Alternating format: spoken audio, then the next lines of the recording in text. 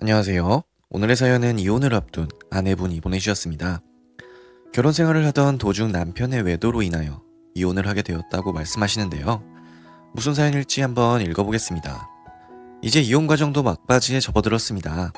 이혼 과정에서 남편의 외도 행위 등 과실이 확실하므로 사실상 제가 승소할 게 확실시 되는 분위기였고, 덕분에 유리하게 이혼 조정을 할 수 있었습니다. 지난날을 돌이켜보면 정말 마음고생도 많이 했지만 좋은 결말을 맞이하게 된 것 같아 기분이 좋기도 하네요. 먼저 제 이야기를 할게요. 저는 결혼한 지 4년 차였고 곧 이혼녀가 될 사람입니다. 이혼녀라고 하면 부정적인 뉘앙스를 생각하기도 하지만 전 그렇게 생각하지 않아요. 사람 탈을 쓴 짐승이라고 표현해야 할 남편이라는 작자와 헤어지고 저만의 인생을 다시 개척할 수 있게 되었으니까요. 결혼 전과 비교하면 결혼 후 재산이 더 많아질 게 분명하니 마냥 손해본 건 아니죠. 4년이라는 인생, 아니 남편과 연애하던 시절까지 생각하면 6년이 넘는 시간이 아깝기는 하지만 과거만 아까워한다고 해결될 일은 아니니까요. 앞으로 인생이 잘 풀릴 수 있도록 노력을 해야겠죠. 그럼 본격적으로 저와 남편 이야기를 시작하겠습니다. 저와 남편은 직장 생활을 하던 중 처음 만났어요. 직장 관계로 세미나를 갔다가 다른 회사 다니던 남편 측과 동석하게 되었고, 그렇게 남편과 알고 지내게 되었죠. 이후 우리는 점점 가까워져서 마침내 결혼에 이르게 되었답니다. 결혼하기 전까지만 해도, 아니 결혼을 하고 얼마간은 남편에게 만족했어요. 직장도 번듯하고 수입도 나쁘지 않고 인품까지 큰 문제가 없다고 생각했거든요. 다 저만의 착각이었고 콩깍지였지만 그땐 그랬습니다. 이제 와서 큰 의미는 없지만 결혼을 할 때 아직 살아계시던 할머니가 반대한 기억이 나요. 할머니가 점 이런 걸 무척 좋아하셨거든요. 그런데 결혼 얼마 남기 전에 어디서 점을 보시고는 이 결혼 안 된다고 하시더라고요. 남편 때문에 제가 고생할 팔자라면서 이제라도 파혼하자고 막 그러셨어요. 물론 저나 다른 가족들이나 귀담아 듣지는 않았어요. 옛날 분이라면 모를까 제 세대는 물론 부모님 세대에게도 약혼식 다 하고 궁합 때문에 파혼한다는 건 비상식적인 일이잖아요. 결국 우린 결혼을 했고 할머니는 1년쯤 뒤에 돌아가셨습니다. 할머니 돌아가시고도 1년 정도는 결혼 생활에 문제가 없었어요. 작년 말 때쯤부터 무언가가 시작된 것 같습니다. 제가 알지 못할 뿐 좀 더 일찍부터 시작되었을 수도 있겠죠. 언젠가부터 남편이 돈에 쪼들리는 모습을 보이는 겁니다. 참고로 우리 부부는 각자 수입 절반은 무조건 공동재산으로 저금하고 나머지 절반은 각자 알아서 저금하거나 용돈으로 쓰기로 했거든요. 서로 월급 명세 확인하면서 절반은 공동으로 저금하는 터라 지출을 속일 수는 있어도 수입을 속일 수는 없는 구도였습니다. 저는 별 문제 없이 월급의 절반으로 생활부터 개인 자산 만드는 것까지 해나갔는데요. 남편은 이상하게 개인 자산은 고사하고 자기 생활비나 용돈도 쪼들리는 것 같더라고요. 하루는 제가 물어보았습니다. 자기 무슨 일이야? 누구 돈 빌려줬어? 사실대로 말해도 돼? 말해봐. 부부 사이에 못할 말이 어디 있어. 사실은 가상화폐에 투자했다가 돈을 좀 날렸어. 유행 지난 가상화폐에 뒤늦게 투자했다가 돈을 크게 날렸다는 겁니다. 그러니 당분간 자기 월급에서 3분의 1만 공동 저금하고 나머지는 생활비랑 날린 돈 메꾸는데 써야겠다는 겁니다. 솔직히 화도 났지만 막말로 도박하는 것도 아니고 그 정도 실패는 용서할 수 있다고 생각했습니다. 그래서 다시는 가상화폐 쪽은 쳐다보지도 않기로 다짐받고 남편 뜻대로 저축 액수를 줄이도록 허락해 주었죠.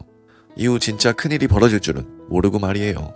그리고 사건은 올해 초로 넘어갑니다. 올해 초부터 세계적으로 경기가 나빠지면서 회사도 휘청휘청했어요. 우리 회사에도 몇 명이나 퇴사 혹은 무급휴직을 받았고 아직 회사에 남아있던 저는 더 바빠졌습니다.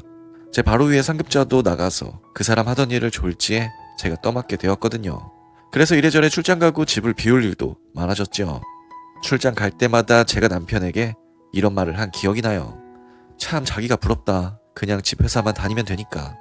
하하 고생이 많아. 어쨌든 다 같이 힘내자. 저는 정말 한 달이 멀다 하고 출장을 다니는데 남편은 편하게 서울에서만 근무하는 게 부럽더라고요. 그 인간이 무슨 짓을 하고 다니는 줄 알았다면 부러워하는 게 아니라 때려 엎었을 것인데요. 저는 남편이라는 인간이 무슨 짓을 하고 다니는지 까맣게 몰랐습니다. 지금으로부터 2달 때쯤 전에 이웃집에서 연락을 받기 전까지는요. 아파트 이웃이라고 해봐야 엘리베이터에서나 인사하고 다니는 사이였는데 이웃분이 어느 날 갑자기 절 불러내는 겁니다. 무슨 일이세요? 저기 제가 이런 말 드려도 될지는 모르겠는데요. 네, 말씀하세요. 바깥분이 다른 여자가 있나봐요. 뭐라고요? 솔직히 바깥분이 뭐라든 우리가 상관할 건 아닌데 그쪽이 나갈 때마다 바깥분이 여자 불러와서 너무 시끄럽게 굴어요. 무슨 말인지 아시죠? 그게 너무 시끄러워서 올해 수능 치는 우리 애가 스트레스를 많이 받아요. 그러니 남편분을 어떻게 좀 해주세요. 이웃집에서는 처음에 제가 남편이랑 너무 시끄럽게 구는 줄 알았답니다. 그런데 제가 출장 간 날 저녁만 되면 그런 소리가 막 들려왔대요. 참다 못해 제게 이야기하는 거라면서 빨리 사건을 해결하라 하더군요. 처음에는 이웃의 말을 반신반의했습니다. 너무 어이없는 말이고 설마 남편이 그런 인간이라는 생각지 않았거든요. 하지만 이웃이 이유 없이 그런 소리를 하진 않을 것 아닙니까? 그래서 대책을 마련하기로 했습니다. 요즘은 CCTV 같은 것도 작고 눈에 안 띄는 게 많더라고요. 남편 몰래 CCTV를 사서 곳곳에 설치했어요. 그리고 며칠 뒤 회사에서 밤새운다고 떡밥을 던져봤죠. 남편은 부끄러운 줄도 모르고 바로 떡밥을 물더라고요. 회사에서 마치고 카페에서 집에 설치한 CCTV를 보는데 남편과 상간녀가 그 짓을 하는 모습이 찍힌 걸 보는 제 심정이 어떻겠어요. 생각 같아서는 당장 집에 쳐들어가 불이라도 지르고 싶었습니다. 하지만 인간 쓰레기 때문에 제가 교도소에 갈 수는 없는 일이니까요. 합법적으로 해결하기 위해 일단 문제의 영상은 증거로 저장했습니다. 그렇지만 아무래도 남편 짓거리를 가만 내버려 둘 수 없겠더라고요. 그 일이 있고 일주일쯤 뒤였을까요? 저는 다시 출장 간다고 남편에게 떡밥을 던졌습니다. 세욕에 정신 나간 남편 새끼는 그 떡밥을 다시 물었죠. 저는 출장 대신 시댁에 찾아갔어요. 시댁에서는 연락도 없이 불쑥 찾아온 절 보고 놀라더군요. 제가 꼭 보여드릴 게 있다고 최신식 시댁 TV에 휴대폰을 연결하여 CCTV를 고스란히 시댁 식구들에게 생중계해서 보여주었습니다. 처음에는 뭐가 뭔지 모르는 시댁 식구들도 점점 생중계가 진행되면서 상황을 깨닫더군요. 제가 없는 집에 들어오는 상간녀. 둘이 식사하고 잠시 TV 보다 옷 벗고 그 다음은 말 안 해도 아시겠죠? 상영회가 끝나고 시댁은 폭탄 맞은 듯 조용해지더군요. 저는 그런 시댁에 선언했습니다. 사람 같지도 않은 댁들 아드님 때문에 제가 이 고생을 하고 있어요. 저 이혼할 테니까 그렇게 하세요. 그리고 시댁을 나와 남편에게는 지난번에 녹화한 영상을 보냈습니다.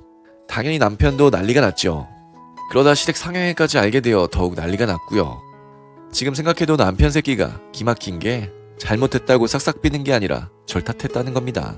미쳤냐? 그런 영상을 우리 엄마 아빠에게 보여줬다고? 누구 인생 망치려고 작정했어? 이 뻔뻔스러운 인간에게 저는 그에 맞는 대답을 해줬습니다.